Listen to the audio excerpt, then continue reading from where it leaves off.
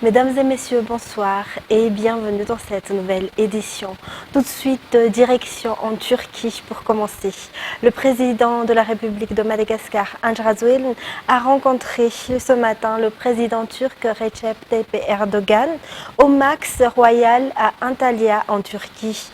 La réunion a porté sur le renforcement des relations économiques entre les deux pays. La signature d'un accord de coopération commerciale et économique a été effectuée. Le renforcement des relations diplomatiques entre Madagascar et la Turquie a également été évoqué lors de cette rencontre. Sur place, Miar Vulatsviran et Andraz Djembe pour plus de détails. Le président turc Recep Tayyip Erdogan a accordé des avantages particuliers au président de la République malgache Andrazouel. En effet, tous les présidents ou chefs d'État venus à Antalya n'ont pas pu rencontrer le président turc. Madagascar est considéré par la Turquie comme son partenaire le plus proche, notamment dans les domaines économiques et commerciaux. Il existe de nombreux domaines dans lesquels les deux pays ont collaboré et cela peut être étendu à d'autres domaines. La participation de Madagascar à ce forum diplomatique d'Antalya 2024 confirme sa volonté de renforcer cette coopération qui existe depuis de nombreuses années. Madagascar et la Turquie sont unis par une volonté commune car les Malgaches recherchent des partenaires efficaces, susceptibles de travailler ensemble pour mener à bien rapidement les grands projets de développement du pays. Et la Turquie a confirmé son ouverture et sa volonté de coopérer davantage avec Madagascar dans le plein respect de l'indépendance et de la souveraineté. Une éventuelle coopération dans la construction de grands projets à Madagascar, tels que la nouvelle ville et la construction de routes qui nécessitent l'expérience de la Turquie dans le secteur de la construction, le domaine du tourisme, notamment la construction de nombreux hôtels, le transport aérien, à savoir le renforcement de la mise en place d'une liaison aérienne entre la Turquie et Madagascar, le secteur de la pêche, les ressources minérales ont été discutés lors de cette réunion. Il a également été décidé que la coopération mondiale multisectorielle serait établie. Par ailleurs, la vision des deux pays est de renforcer la coopération dans le domaine de la sécurité. Ainsi, le ministère malgache de la Défense et le ministère turc de la Défense se contacteront afin d'établir une coopération dans ce domaine. Il a également été évoqué le renforcement des relations diplomatiques à travers la création d'une ambassade de Madagascar à Ankara en Turquie et la création d'un bureau TICA ou agence turque de coopération et de coordination. La signature d'un accord de coopération économique et commerciale entre les ministres des Affaires étrangères des deux pays a clôturé aujourd'hui, dans la matinée, cette rencontre entre le président Recep Tayyip Erdogan et le président Andrazouel au Max Royal Belek Antalya. Et retour au pays, deux membres du conseil d'administration de la Jirama ainsi qu'un haut responsable d'une entreprise privée ont été placés sous mandat de dépôt ce matin. Faux et usage de faux dans l'achat des générateurs électriques pour le district de Minsk constituent les charges pour lesquelles ils sont poursuivis selon nos sources. Toujours selon les informations, ils ont été auditionnés par le Bianco avant leur comparution devant le PAC. Antoniana Martina. Au total, 18 responsables de la société d'État Jirama ont comparu hier vendredi 1er mars devant le PAC, selon des sources d'information. Avant cela, ils ont été entendus par le Bianco. Ils sont accusés de faux et usage de faux lors de l'achat du groupe électrogène pour le district de Minsk, région Ménabé. 3 responsables sont placés sous mandat de dépôt après leur comparution hier. Il s'agit de 2 membres du conseil d'administration de cette société d'État et d'un vendeur d'équipements au sein d'une entreprise privée. Toujours d'après nos sources, l'audit effectué auprès de cette entreprise privée a permis de détecter la fraude. Et en économie, Madagascar, à travers la ministre de l'économie et des finances, a signé hier 3 accords de financement de 3 projets avec l'Agence française de développement, l'ambassadeur de France à Madagascar et l'ambassadrice de l'Union européenne. Ce financement est à hauteur de 88 millions d'euros. Les détails. Madagascar a reçu 88 millions d'euros émanant de l'AFD, de la France et de l'Union européenne pour financer 3 projets. Environ 49 millions d'euros seront alloués au projet PADEV 2, un financement provenant de la France à travers l'AFD. Les résultats attendus seront liés à la réparation ou à la construction d'infrastructures urbaines. 6 villes bénéficieront du PADEV 2, dont Atsirabe, Fianarantsoa, Tuliar, Mahajanga, Diego et Tuamasin. Environ 14 millions d'euros seront alloués au projet Talak B à partir d'un fonds mandaté par l'Union européenne. Le projet relève le défi stratégique de créer une production agricole durable et de résister au changement climatique. Et environ 227 millions de dollars sera dédié au projet de productivité et de résilience des moyens de subsistance en milieu rural.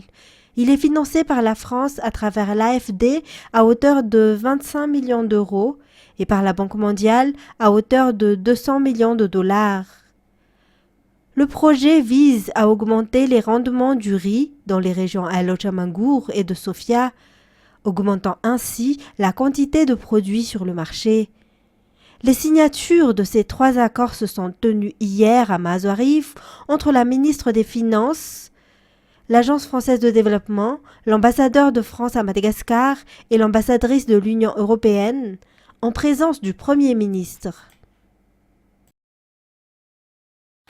En politique, le gouvernement est prêt pour les élections législatives, a déclaré le président de la CENI hier.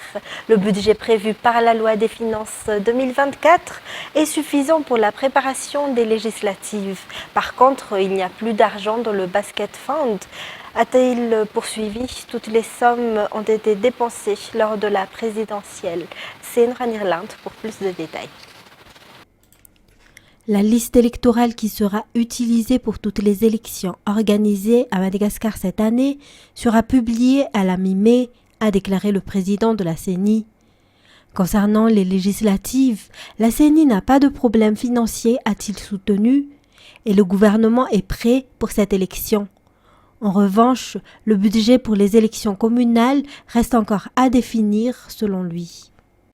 Dans un tout autre sujet, les élèves des lycées d'Analamaints et de Tuliar ont été sensibilisés jeudi dernier des emplois disponibles dans le domaine du tourisme. Le ministère du Tourisme et de l'Artisanat a fait cela pour les encourager à se lancer dans ce domaine après l'obtention de leur baccalauréat. Les détails. Le secteur du tourisme est l'un des secteurs pourvoyeurs d'emplois. C'est aussi un secteur clé pour le développement de l'économie d'un pays. De nombreux jeunes sont actuellement intéressés à intégrer ce domaine. Néanmoins, il y a aussi ceux qui sont indécis quant à ce qu'ils veulent faire après l'obtention de leur bac. C'est pourquoi le ministère du Tourisme et de l'Artisanat a visité les lycées pour leur expliquer et les sensibiliser sur les métiers du tourisme, notamment la restauration, l'hôtellerie, le métier des guides, etc. Cette initiative s'étend dans les provinces car le ministre du Tourisme et de l'Artisanat, Joël Randjamajant, a été en tournée à Tuléar pour sensibiliser les lycéens en classe de terminale. Cet événement se poursuivra dans d'autres établissements selon les informations. Et puis la lutte contre l'insécurité sera renforcée afin de pouvoir atteindre les objectifs de développement, ont annoncé le chef d'état-major des forces armées et le commandant de la gendarmerie nationale, ces nouvellement nommés qui ont pris leurs fonctions hier. C'est Charanjianas, Anzar Razanaravelu. Le chef de l'état-major des armées a déclaré que la sécurité devrait régner pour pouvoir accéder au développement. Pour établir cette sécurité, il est nécessaire de procéder au renforcement de capacités des forces armées afin d'avoir une armée moderne en accord avec la mondialisation. Le SEMA a également déclaré qu'il se concentrera davantage sur la mise en œuvre de la politique générale de l'État et d'obtenir de meilleurs résultats dans un bref délai. D'autre part, la lutte contre les activités illégales et les différents types de trafic sera renforcée. La gendarmerie se rapprochera un peu plus de la population, a déclaré le commandant de la gendarmerie nationale. Il a appelé les gendarmes et les citoyens, sans exception, à se donner la main pour établir une sécurité durable. Les passations de pouvoir du nouveau chef de l'armée, le général Deramasenzaka Manansou Rakutoarvelu, et l'ancien chef de l'armée devenu ministre de la Défense, et du général Rakutumalal Anjiantaïn Jean Herbert, qui a remplacé le général Anj Rakutunjazak, devenu ministre délégué à la gendarmerie, se sont tenus hier. Et météo à présent, la zone de convergence intertropicale atteindra la région Sava demain soir. Elle pourrait atteindre la force d'une dépression tropicale selon les prévisions du service météorologique. Reportage. La zone de convergence intertropicale se situe au nord-est de l'île. Au cours des dernières 12 heures, elle s'est déplacée rapidement vers l'ouest-nord-ouest avec une vitesse de 45 km par heure et peut atteindre les 55 à 75 km par heure en cas d'orage. Selon les prévisions, cette zone de convergence se déplacera rapidement vers l'ouest dans les 2 ou 3 prochains jours et devrait atteindre la région Sava dimanche soir ou lundi matin. Selon les prévisions, elle pourrait atteindre la force d'une dépression tropicale, 55 km par heure. Le service de météorologie prévoit cependant qu'elle devienne un cyclone avant d'entrer dans le pays. Et voilà pour les actualités locales. Passons à présent aux actualités internationales. Les États-Unis vont participer dans les prochains jours à des largages d'aide humanitaire dans la bande de Gaza, assiégée par l'armée israélienne, a déclaré hier le président Joe Biden. Les détails. Bonjour. Oui, ça fait plusieurs semaines que certains pays essayent comme cela de parachuter de l'aide humanitaire à Gaza. Celle qui en a pris le leadership, c'est la Jordanie. Depuis plusieurs jours, notamment, les Gazaouis voient ces petits parachutes arriver sur le nord de l'enclave palestinienne. C'est une goutte d'eau par rapport aux besoins humanitaires de la population civile, mais ça permet, entre autres, de contourner les problèmes d'arrivée des camions humanitaires. Donc désormais, Joe Biden a annoncé que les États-Unis pourraient faire de même dans les prochains jours. Et puis, le porte-parole de la Maison-Blanche a aussi dit que les États-Unis entendaient redoubler d'efforts pour ouvrir un couloir maritime humanitaire. On le sait que dans les premières semaines de la guerre, il y avait ce projet d'affréter de l'aide humanitaire par la mer en partance notamment de l'île de Chypre. Ces déclarations américaines, c'est bien sûr une réaction au drame survenu il y a 2 jours, durant lesquels environ 115 Palestiniens ont été tués par des tirs israéliens et par des mouvements de foule. À ce sujet, la version des témoins palestiniens sur place et de l'armée israélienne divergent. Les Israéliens considèrent que la majorité d'entre eux sont morts à cause de ces mouvements de foule. Mais désormais, à 2 jours après le drame, de nouveaux témoignages émergent. Le directeur de l'hôpital Al-Oda, par exemple, dit que sur les 176 blessés reçus dans son hôpital, 80% l'ont été par balle, tandis qu'une délégation de l'ONU qui a pu pénétrer dans l'hôpital Al-Shifa, dit-elle, qu'elle a vu de larges parts de blessés à cause de tirs à balles réelles. Les condamnations internationales se multiplient et de nombreux pays demandent à ce qu'une enquête indépendante puisse être menée. Et c'est une information à prendre avec précaution puisqu'elle fait partie d'une stratégie de guerre psychologique menée par le Hamas depuis le 7 octobre. Ce que l'on sait, c'est qu'avant-hier, le Hamas a publié une vidéo montrant 3 hommes âgés, 3 otages venus du kibboutz de Nir Oz. Et à la fin de la vidéo, cette phrase macabre: demain, vous serez informés de leur sort.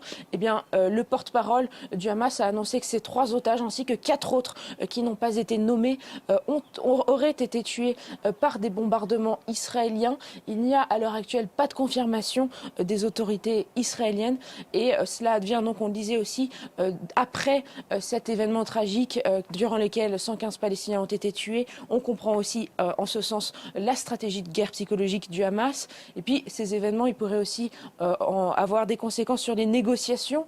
Le Hamas avait qualifié de massacre cette distribution alimentaire parlementaire qui avait mal tourné et avertit que cela pourrait faire dérailler les négociations, tandis qu'Israël demande à ce que la liste des otages qui pourraient être libérés soit publiée par le Hamas.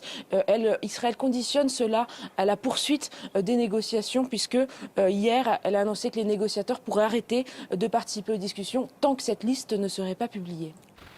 Le Kenya et Haïti ont signé hier un accord pour l'envoi des policiers kenyans dans l'île gangrénée par les gangs dans le cadre d'une mission internationale soutenue par les Nations Unies, selon un communiqué signé par le président kenyan. France 24. Le 26 janvier dernier, lorsque la Haute Cour de justice a prononcé son délibéré, elle considérait qu'il n'était pas constitutionnel pour le Kenya d'envoyer ses policiers sur le territoire haïtien, étant donné que ces policiers sont seulement habilités à travailler sur le territoire national ou à être envoyés dans des missions de maintien de la paix gérées par l'ONU. Alors, à ce moment-là, le président de la Haute Cour de justice avait annoncé qu'il fallait un accord de réciprocité entre le Kenya et Haïti. C'est désormais chose faite, a annoncé aujourd'hui William Ruto, qui a donc signé cet accord avec le Premier ministre haïtien.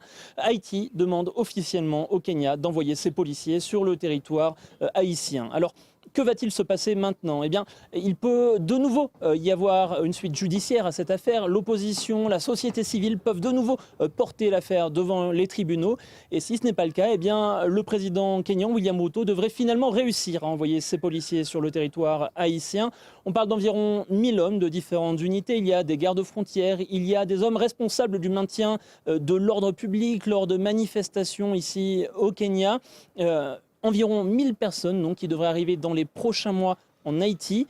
En parallèle, cette semaine, le Bénin a annoncé qu'il enverrait 2000 policiers qui seront supervisés par les responsables de la force kenyane. Et il est urgent d'agir. Selon nos confrères de l'agence Reuters, un document des Nations Unies pointait du doigt le fait que plus de 4700 personnes ont été tuées en 2023 sur le sol haïtien suite à des violences entre gangs et plus de 3000 personnes ont été kidnappées. Pour terminer, les pompiers de Dhaka au Bangladesh ont estimé que des failles de sécurité avaient aggravé l'incendie qui s'est déclaré la veille dans un restaurant de la capitale et propagé à un immeuble, faisant au moins 46 morts et des dizaines de blessés hospitalisés dans un état critique. France 24. Des habitants de Dhaka filment la scène au moment où le brasier consume le bâtiment. En l'espace de quelques minutes, les flammes se propagent d'un restaurant au reste des 7 étages du centre commercial. Des dizaines de personnes sont prises au piège. Avec l'aide d'une grue, les pompiers tentent désespérément de les secourir dans les étages supérieurs. Dans la rue, les passants retiennent leur souffle. Certains ont des proches bloqués dans l'immeuble. L'incendie s'est produit environ 10 à 15 minutes après que ma sœur et sa fille sont entrées dans le bâtiment.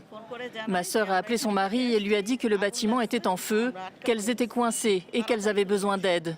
Nous nous sommes tous précipités sur les lieux et nous avons essayé de les contacter à plusieurs reprises, mais plus personne ne décrochait le téléphone.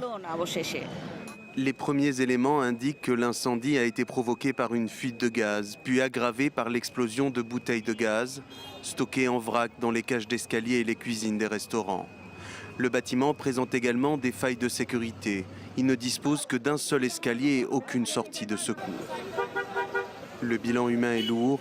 Les rescapés sévèrement brûlés affluent dans cet hôpital. Beaucoup sont dans un état critique ou ont succombé à leurs blessures. Mon cousin et les 5 membres de sa famille, dont son épouse, ses 2 filles et son fils, sont tous morts. Au Bangladesh, les incendies dans les immeubles d'habitation et les complexes industriels sont fréquents en raison de manquements dans l'application des règles de sécurité. Et c'était les points essentiels de cette édition. Merci à vous de l'avoir suivi. Je vous retrouve demain pour de nouvelles actualités. Au revoir et passez une excellente soirée sur Viva.